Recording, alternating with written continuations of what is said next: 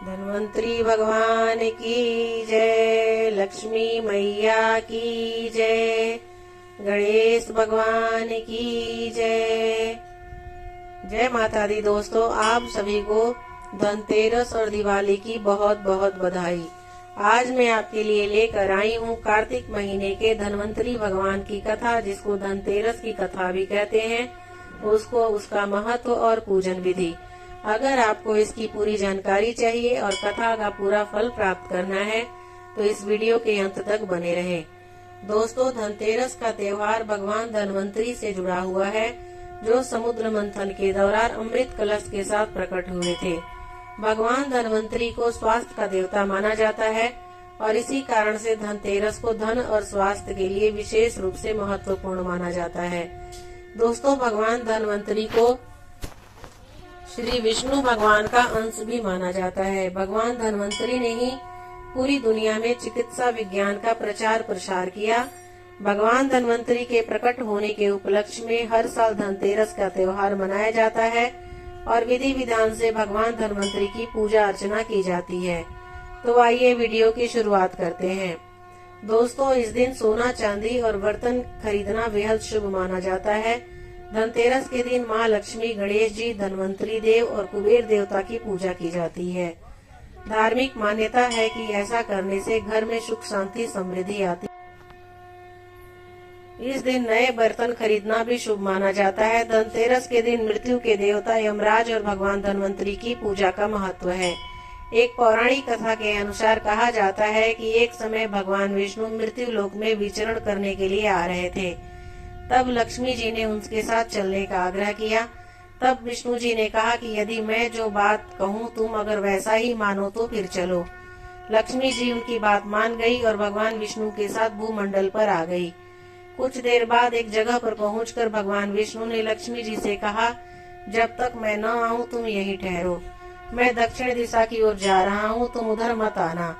विष्णु जी के जाने पर लक्ष्मी जी के मन में कौतूहल जागा कि आखिर दक्षिण दिशा में ऐसा क्या रहस्य है जो मुझे मना किया है, और भगवान स्वयं चले गए। लक्ष्मी जी से रहा नहीं गया और जैसे ही भगवान आगे बढ़े, लक्ष्मी जी भी उनके पीछे पीछे चल पड़ी। कुछ ही आगे जाने पर उन्हें सरसों का एक खेत दिखाई दिया, जिनमें खूब फूल लगे थे।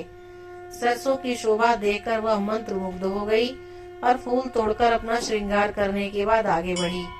आगे जाने पर एक गन्ने के खेत से लक्ष्मी जी ने गन्ने तोड़कर रस चूस लिया।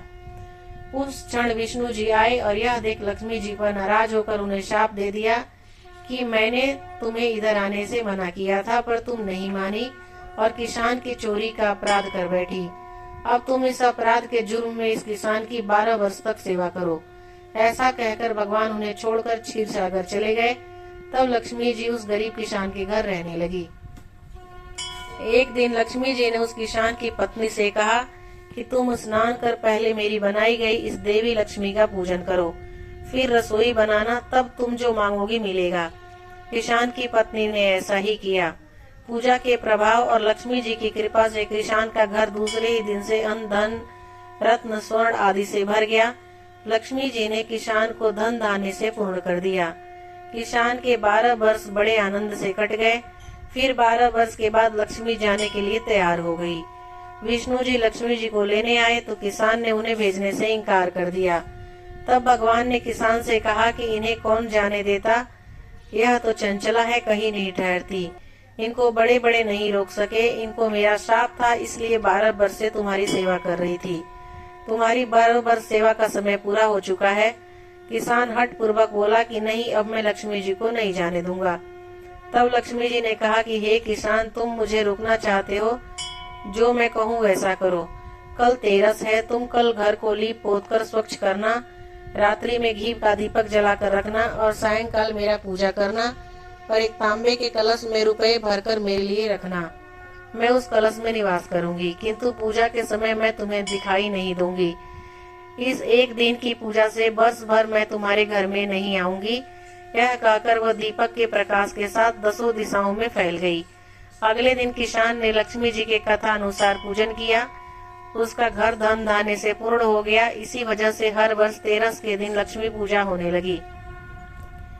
एक और पौराणिक कथा के अनुसार धनतेरस से जुड़ी एक और मान्यता के अनुसार देवताओं के राजा बलि के भय से मुक्ति दिलाने के लिए भगवान विष्णु ने वामन अवतार लिया और राजा बलि के यज्ञ स्थल पर पहुंच गए। शुक्राचार्य ने वामन रूप में भी भगवान विष्णु को पहचान लिया और राजा बलि से आग्रह किया कि वह वामन कुछ भी मांगे उन्हें इनकार कर देना, लेकिन बलि ने शुक्राचार्य की बात नहीं मानी। वामन भगवान द्वारा मांगी गई 3 पग भूमि दान करने के लिए कमंडल से जल लेकर संकल्प लेने लगे।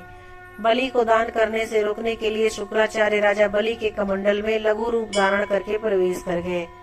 इसकी वजह से कमंडल से जल निकालने का मार्ग बंद हो गया। वामन अवतार में भगवान विष्णु शुक्राचार्य की चाल को समझ गए। भगवान वामन ने अपने हाथ में रखे हुए कुशा को कमंडल में ऐसा रखा कि शुक्राचार्य की एक आंख फूट गई। शुक्राचार्य छटपटाकर कमंडल से निकल आए। बलि ने संकल्प लेकर 3 पग भूमि दान कर दिया। इसके बाद भगवान वामन ने अपने एक पैर से संपूर्ण पृथ्वी को नाप लिया और दूसरे पैर से अंतरिक्ष को। तीसरा पग रखने के लिए कोई स्थान नहीं होने पर बलि ने अपना सिर वामन भगवान के चरणों में रख दिया। बलिदान में अपना सब कुछ गंवा बैठा। इस तरह बलि के भय से देवताओं को मुक्ति मिली और बलि ने जो धन संपत्ति देवताओं से छीन ली थी उससे कई गुना धन संपत्ति देवताओं को मिल गई। इस उपलक्ष्य में भी धनतेरस का त्योहार मनाया जाता है। दोस्तों, धनतेरस के दिन सुबह साफ सफाई के बाद सूर्योदय से पूर्व स्नान कर साफ नए वस्त्र पहने, मुख्य द्वार पर रंगोली बनाएं, अपने कार्यस्थल दुकान में भी सफाई करें, बंधनवार लगाएं, लक्ष्मी जी का पद चिन्ह लगाएं, भगवान धनवंतरी को कृष्णा तुलसी गाय का दूध और उससे बने मक्खन का भोग लगाएं। पीतल की वस्तु खरीदे हो तो जरूर, अगर पीतल की वस्तु खरीदी हो तो उन्हें जरूर भेंट करें। धनवंतरी स्रोत का पाठ करें। धन के देवता कुबेर और माँ लक्ष्मी की खड़ोपचार विधि से पूजा करें। कुमकुम, अक्षत, हल्दी भोग अर्पित करें। उत्तर दिशा में देवताओं की पूजा करें। शुभ मुहूर्त में खरीदारी करें। जो भी खरीदे उससे पहले धनतेरस की पूजा में माँ लक्ष्मी को अर्पित करें, फिर इस्तेमाल करना चाहिए।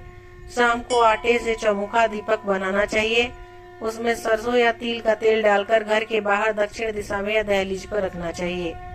धनतेरस के दिन शाम शुभ मुहूर्त में यमदेव के निमित्त दीपदान किया जाता है। मान्यता है कि ऐसा करने से मृत्यु के देवता यमराज के भय से मुक्ति मिलती है। ये दक्षिण दिशा में लगाएं। ओम नमो भगवते धनतराय विष्णु रूपाय नमो नमः का मंत्र जाप करें। दोस्तों, धनतेरस के दिन यदि आप चीनी, बतासा, खीर, चावल, सफेद कपड़ा आदि अन्य सफेद वस्तुएं दान करते हैं तो आपको धन की कमी नहीं होगी।